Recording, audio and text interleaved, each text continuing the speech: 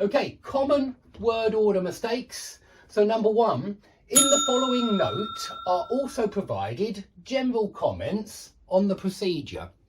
Now here, if we just swap two elements round, it's great, yeah?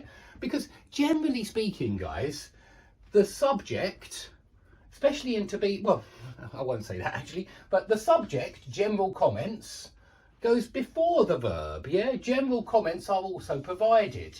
And I see this mistake really quite often. Now, it is true that in literature, you very often see fronted prepositional phrases and then the verb to be and then the subject. Something like, in the corner was an old man. And I'm not going to say that's wrong. It's not. In the corner was an old man. But when you start to get longer and longer here, in the following note, you know, you've got a prepositional phrase there. You've got a prepositional phrase there at the end. And in my opinion, that sounds really quite confusing to the listener, yeah, if you do it in that order. So I really don't recommend doing that, guys. In the following note, general comments are also provided on the procedure.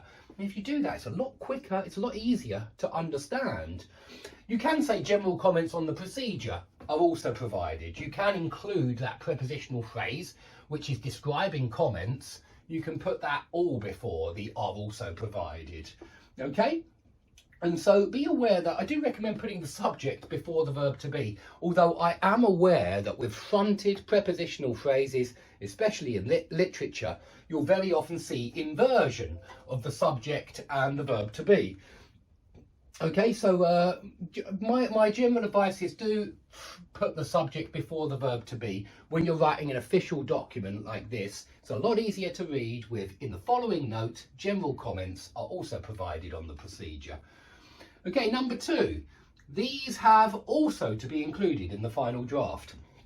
Now the student did well here because they got also in the right position, which is between the first verb, let's call that verb number one, and the second verb, verb number two. And that's where also goes with one exception. And that is when you have a negative auxiliary, like here. Yeah, in number 9, we've got a negative auxiliary, didn't. And if we're going to put also into this sentence, also goes there. I also didn't think it through. Yeah, and I've given you the answer to that one there as well. I also didn't think it through. And not, I didn't also think it, no.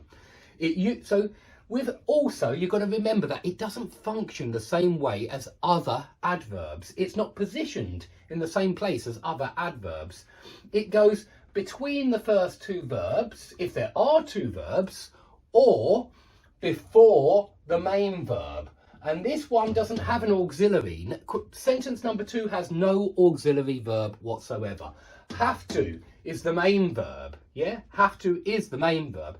And so I know you're just thinking, well, look, I've got a row, I've got one verb, I've got two verbs, but no, it goes between the auxiliary and the main verb. And if there is no auxiliary, it just goes before the main verb. And so we say, I also have, I also have to be on time. I also have a brother. I also, the also will go before have when it's the main verb, yeah? But if we make have the auxiliary verb, like in present perfect, yeah, I've also done my homework, yeah, then it does go between the have and the done, yeah, then it does go between them because that's an auxiliary verb and it's shortened.